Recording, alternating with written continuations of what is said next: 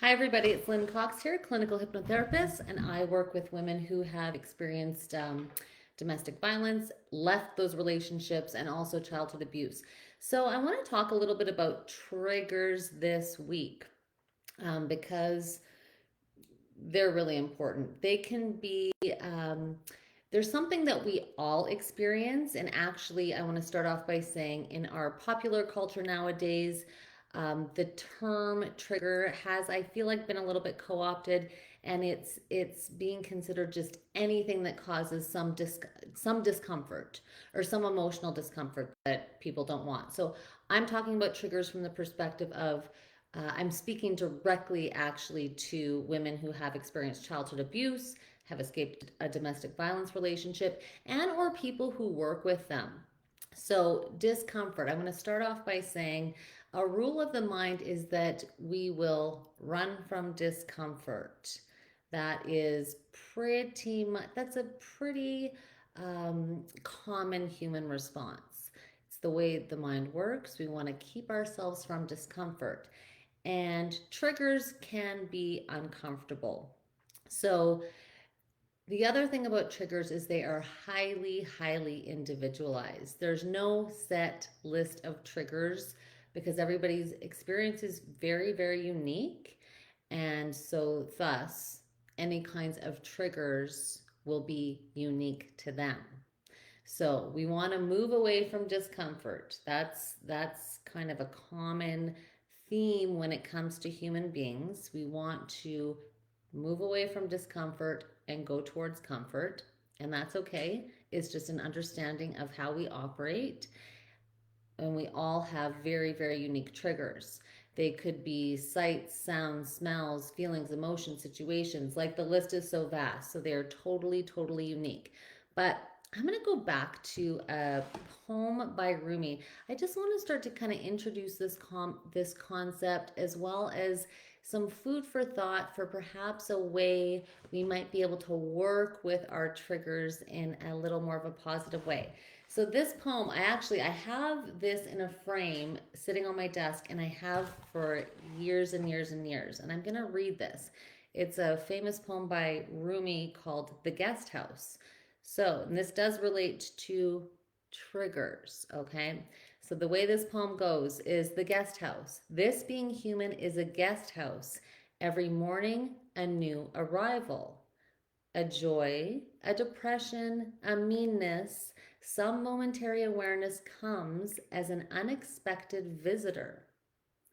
Welcome and entertain them all, even if they are a crowd of sorrows who violently sweep your house empty of its furniture.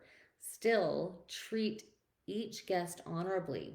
He may be clearing you out for some new delight. The dark thought, the shame, the malice, meet them at the door laughing and invite them in. Be grateful for whatever comes, because each has been sent as a guide from beyond. So, why do I read this poem? And poetry is a very different way of connecting to our minds and our emotions and even our body than statistics and definitions and logic. So, the parallel that I'm drawing between this poem and people who experience triggers, and perhaps how to consider them, is by maybe taking this approach, right? An unexpected visitor. A trigger is an unexpected visitor. It will just pop up. It'll pop up, and the reaction and the response that people can have to triggers um, often feels like it's beyond their control, and then it can lead to some, intrusive memories, perhaps, or perhaps it's cueing them to remember things, but unexpected. That's the key. So welcome and entertain them all, whether or not they're good or they're bad. So thinking about triggers, think about triggers from the positive perspective, right? You know, Perhaps the smell of bread baking at a bakery reminds you so viscerally, and almost like puts you back in that place where you were a small child in your grandmother's home, maybe your grandmother's passed away, and you have this deep, overwhelming feeling of love and connection. So, triggers can be really positive, have very, very positive associations, or songs that remind you of when you first fell in love with your partner, for example. So we all have these triggers. They could be actually smell is can be one of the strongest triggers. So they can be really really positive. I'll give you another example. So last August, and I talked about this on here, a good family friend passed away suddenly, and she walked my dog, but she was also a family friend. And I've had the, and she lived in the neighborhood, and of course, I knew the vehicle that she drove. And I was speaking to another friend of mine who was also a client of hers, and she said, and I'd noticed this too, anytime I see a van that looks like the van that she drove, I think about her. She comes up in my mind. And it's not a traumatic memory. It was very very sad, and it was a shock that she passed away because it was very sudden.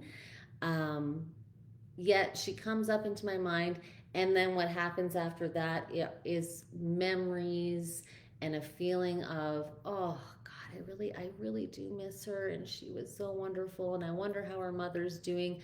Those types of things, that's okay. It's not necessarily a super happy memory because she's passed away, but that's okay. So we all have these things happening all of the time.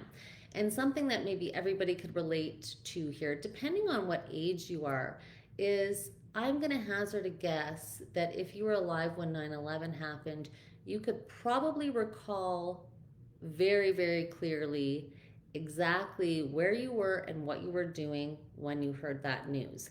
That was a massively shocking, traumatic event, particularly in the Western world, in the States and Canada. I can remember vividly, and that was how many years ago? So, seeing, and I think everybody kind of would agree that they have that imagery burned in their mind of the plane hitting the building and then the building crumbling. So, triggers when it comes to individuals who have experienced abuse as children, or domestic violence and abuse, which can be very traumatic events, will often find later in life certain things trigger them. And then also that they've got these like deeply burnt kind of impressions and memories in their mind. So what can happen too with our minds and our memories when something is, too difficult to deal with in the moment, traumatic in the moment, our brain will kind of compartmentalize those things. So what can happen is when triggers start to pop up and come in, those can be a signal that there is something to address. So just like in the Rumi poem, right, where it says, where Rumi says here, even if they're a crowd of sorrows. So if it's something triggering and it's related to a past event that you'd rather not recall, perhaps, that you've buried really deep, or that your genius subconscious mind has gone, we can't deal with this now, so we're gonna compartmentalize it, stuff it back down there, and wait for a time, a later date, where that can be recalled and appropriately and adequately dealt with, so to speak. So Rumi's saying, even if there are a crowd of sorrows who violently sweep your house empty of its furniture, he may be clearing you out for some new delight.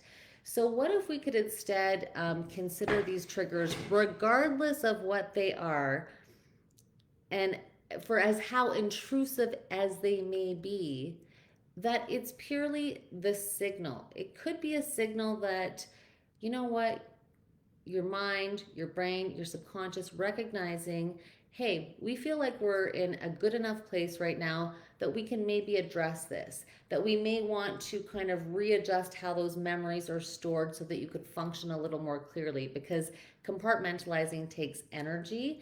It takes a lot of energy to repress things. And so if you want to have kind of better healthy functioning, perhaps that's why these triggers are popping up. I'm going to give you an example as well. Somebody who was abused as a young child. Here's an example of how it can pop up in different instances and then make life kind of difficult. But it's just a signal. We ascribe meaning to things.